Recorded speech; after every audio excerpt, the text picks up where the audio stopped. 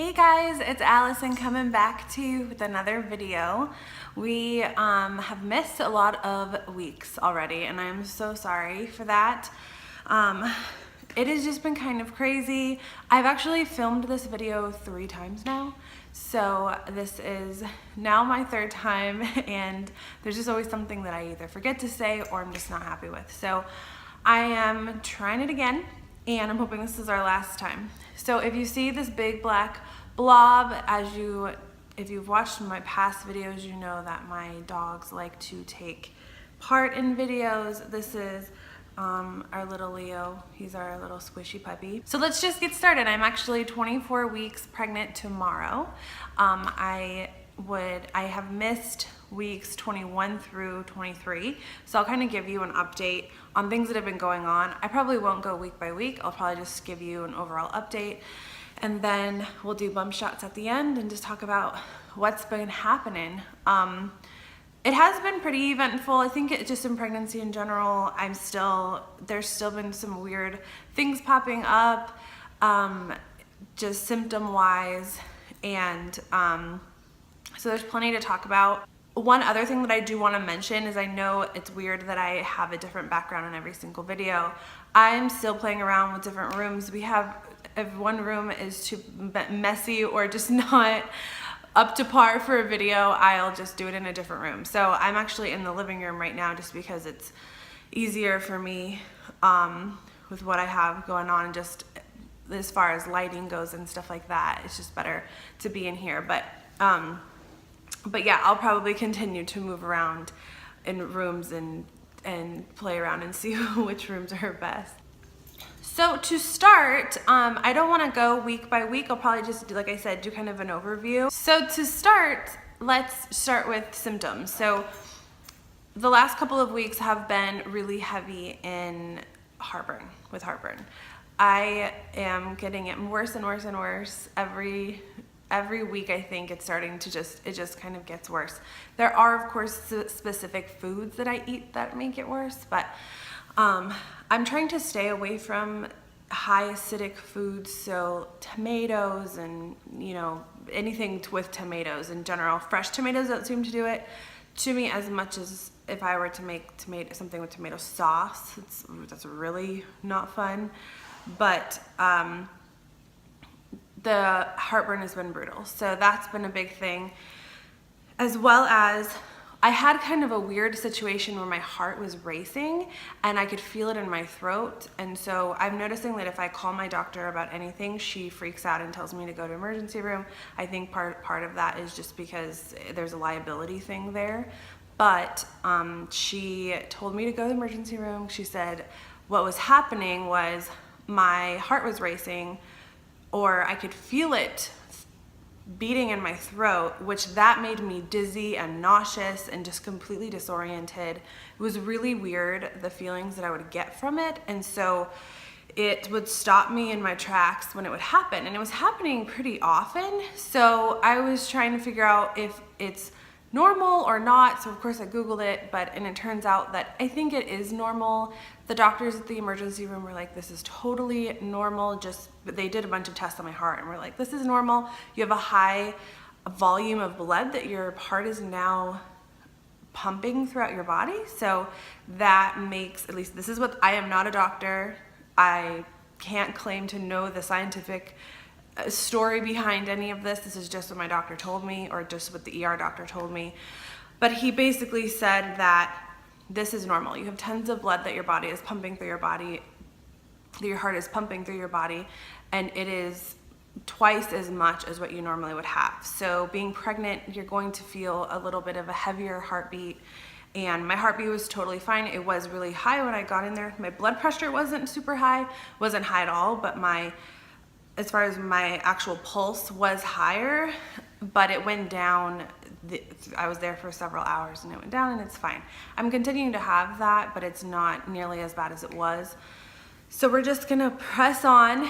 I'm tired of being at Triage. I think they probably know me by first name now and recognize me when they see me, but I don't wanna go to Triage for every single little thing. It is good to be cautious, especially given that this is my first pregnancy. I don't know what to expect with how my body's gonna react to it, so it's just better to be safe, but at the same time, it's a pain in the butt to go to Triage for every little thing that my doctor is worried about some sort of liability issue. So I'm gonna keep that in mind when I'm having these weird symptoms that I wanna call my doctor about, and hopefully we can avoid some unnecessary Triage visits. The other thing I wanted to talk about was weight gain. I keep saying that I wanna talk about weight gain in video specifically for weight gain because it has been such an emotional process for me. I have had a really hard time just keeping myself sane, watching my body grow larger and larger when I already have to work so hard to make sure that that I don't gain a ton of weight. So that has been really tough, and I was starting to find some peace in it, but now it's kind of taken a few steps backwards because it turns out that I gained a little bit more weight in the last 4 weeks than I would have wanted to. So my first 20 weeks of pregnancy, I had only gained 7 pounds total. The last 4 weeks, I've gained, I think it's 6 or 7 pounds. So I know that I'm gonna be gaining more weight, but I know that's also because my activity level was down. And I'll talk about that as well right now. And that's mostly because of my sciatic nerve pain has been horrible. I have never had pain in my sciatic nerve ever in my entire life. I've never really had bad back pain. I've never really had any of those issues, but holy cow, is it seriously just a nuisance to life when your sciatic nerve is pissed off. So my whole left side of my leg and the back of your bottom, it is just like all of a sudden I get a surge of pain, and I'm not noticing really a trend yet. I know that it is extremely bad at night and in the morning, but I do see that if I'm continuing to be active and moving throughout the day, it actually gets better. So, and I do some exercises with the softball that my massage therapist told me about, and so those do help in the moment. I don't know if they're helping long term or as far as getting through the rest of the day without pain, but they are helping in the moment. So I will take it, and I do it in the middle of the night when I'm trying to get up to go to the bathroom and I can hardly move. So my husband actually had to help me this morning. It's just crazy how painful it is. So that has slowed me down a lot as far as my walking and water aerobics. And the other thing that slowed me down was my hernia pain. For those of you that don't know, I have a femoral hernia on my left side, which is a hernia that is in the tissue that is right next to the uterus. So it's something that they think was caused by pregnancy, even though it's not something that you can know if you had it before or not. I never had any pain there before, but it is pretty evident that it is getting more prominent now that I am pregnant. But the pain was really, really bad for a couple of weeks there, especially like week 21 and 22. It was really brutal. And then this whole last week, it has been almost completely silenced. I almost have no pain for my hernia. I think part of that could be that I'm just super focused on the sciatic nerve pain, but that it has been completely gone. But because I was having a lot of pain for my hernia and my sciatic nerve, I was slowing down a lot, and I think that had a lot to do with my weight gain. And I am not someone that slows down. I have a very hard time slowing down on just life in general. I like to move, I like to do stuff, I like to do, always be busy. And so it was tough for me to just be laying around, but my body was kind of telling me that I needed to do that.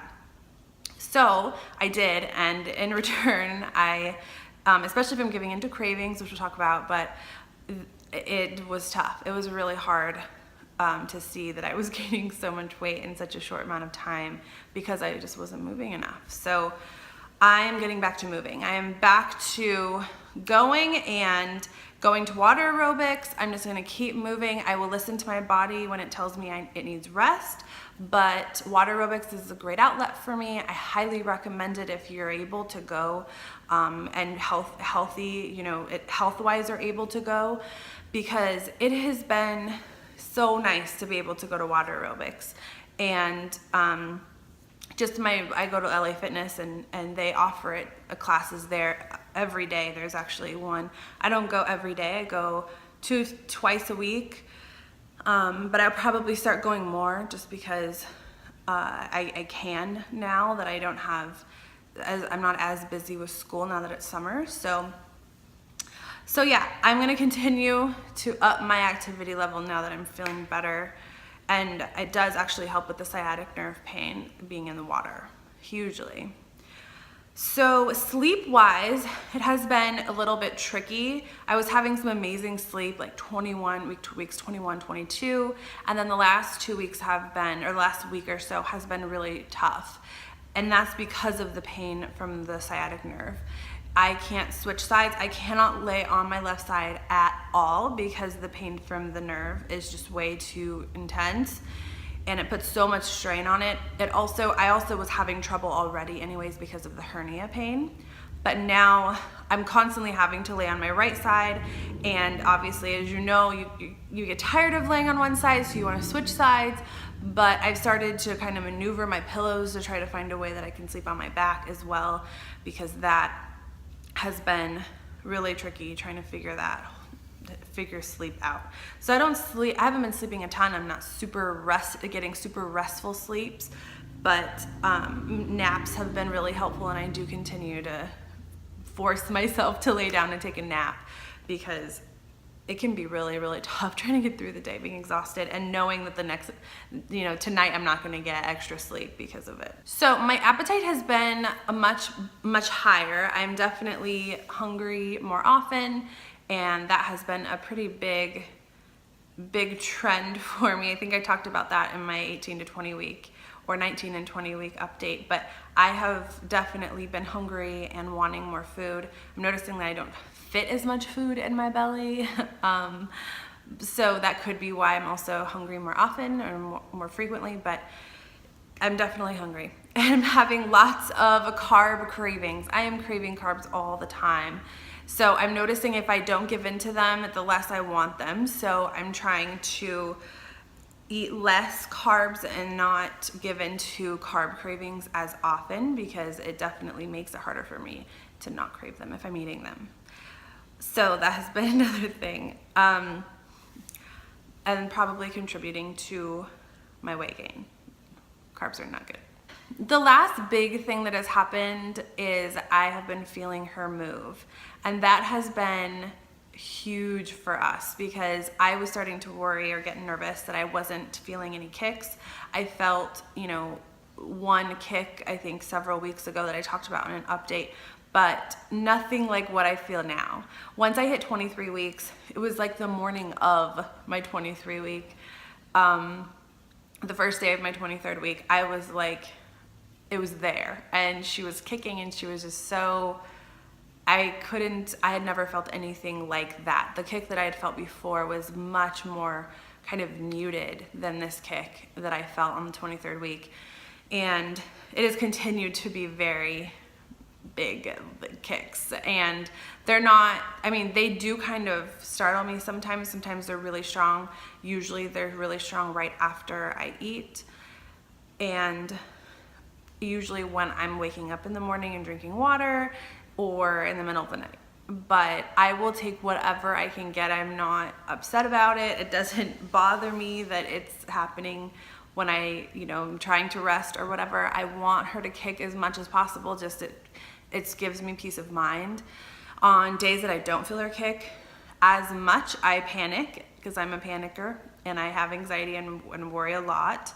So I have been using my Doppler. We bought a Doppler, a relatively inexpensive one from Amazon, and that has been really helpful just to give me peace of mind that she's okay and I don't need to stress all the time.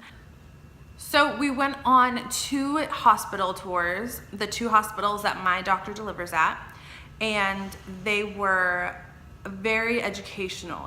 I got a lot of advice from doulas specifically to go with one hospital that was a little bit further away from me, and then the other hospital, the one that's literally 3 minutes from my house, has a lot of bad reputation. So I wanted to see both just to make a decision for myself, or for us to make a decision for ourselves. And we both had really good feelings about the second hospital, which is it is a hospital, and it is in the neighboring city. So it's like 10 extra minutes on the road, on the freeway. And that's, to be honest, I think it's gonna be totally worth it, because they have laboring tubs in the room. Their nurse to patient ratio is really high. It's 4 nurses to 1 patient ideally. That's what they usually have, they said. And they have more of a holistic mindset. They're not gonna push drugs on you or push an epidural or try to do something that you don't want to do and you know you don't want to do, but you're kind of blinded by pain. And I know that I may be in that situation, especially considering how much pain I have been in the past for my hernia, and how much pain I may be in during labor with the hernia. So I have to be more flexible. I think I've talked about this a little bit, but I'm a little bit more flexible on the epidural, just because I don't want to limit myself to the point where I'm stressing about not having any drugs. But I'm going to try to go as long as I can without an epidural, and I want no other pain drugs at all. So that is something that this hospital supports, which the other hospital that has a worse reputation, or a bad reputation, they were more on the side of, why would you do it without drugs? I don't get it, so that was concerning for me. And it was actually also really important to lead into my next thing. The hospital was extremely important to me, and the nurse to patient ratio was extremely important to me, because we decided not to have a doula. And that decision was mostly because of, well, a number of things, but mostly because I just was struggling with seeing the value in having a doula, as far as how much money you're paying and how little you're seeing your doula. And the doulas in my area just don't see you every month, or even a few times a month. They don't see you. They only see you when you hit 35 weeks, and then they see you during labor, and then they'll come visit you after. I mean, that's just so little in comparison to what I would have wanted as far as support goes. So I'm decided against having a doula. I am a little bit nervous about not having that kind of maternal support, but I think that I'm a very strong-minded woman. I have no idea who I will be in labor, but I'd like to believe that I'll continue being that strong-minded woman, and I'm just going to press on and just educate myself as much as possible. My husband and I need to educate ourselves together and go to childbirth prep classes, and just do as much as we can to make sure that we know as much as we can know ourselves in this short amount of time about the laboring process and birth and everything. And just that we feel comfortable to make these decisions when you're in raging pain. Lastly, I have also been getting massages. I'm getting them once a month, and I actually just started last month. And they're prenatal massages, obviously, and they have been very helpful. I don't like to do things that are excessive, and I just feel like this really isn't an excessive part of pregnancy, because my body, I just feel aches and pains and different things, even though I'm moving and I'm not totally solid sitting around all the time. I noticed that my body just feels so different when I get massaged than when I don't. And I almost have noticed a difference, like, okay, if it's time to get a massage, I'm starting to feel this again. And it's also really helpful for me to just educate myself on how to keep my body healthy and just loosened, and get all the tension and stress out. And that has been really helpful because my massage therapist is absolutely amazing. She's actually a friend of mine, and she is just super knowledgeable with childbirth, and so it has been very helpful having that type of support. I'm hoping to get back on track with my videos. I am again so sorry that it has been so long since the last time I had a video up, but I promise that I'm going to work harder now that I have more time without school to really get videos up. And I also really want to make some what I eat in a day videos because I love to cook, and I have lots of food on my Instagram page. If you were to look at it, I post what I eat all the time on there, and what I cook and make and experiment with. I love to recipe test and things like that. So I have not a strict diet, but I don't eat gluten or dairy, and so mostly just because of health reasons. Dairy, I'm allergic to it, but I think that would be really awesome to post or to show the different things that I'm cooking and eating in a day. So let me know if you guys want to see that. Either way, I'll probably make that video just because it's something I think it would be really fun to watch. I love watching what I eat in a day videos, so I just assume that people like to watch them too. And aside from that, I hope you guys like the video. I hope this is helpful to you in your pregnancy. I would love to hear about your pregnancy experiences if you are also pregnant, and I will be back with a 24-week update, if not with a what I eat in a day video first. And please like this video if you enjoyed it, and subscribe if you want to come back for more, and I hope to see you guys in the next video. Thanks, guys.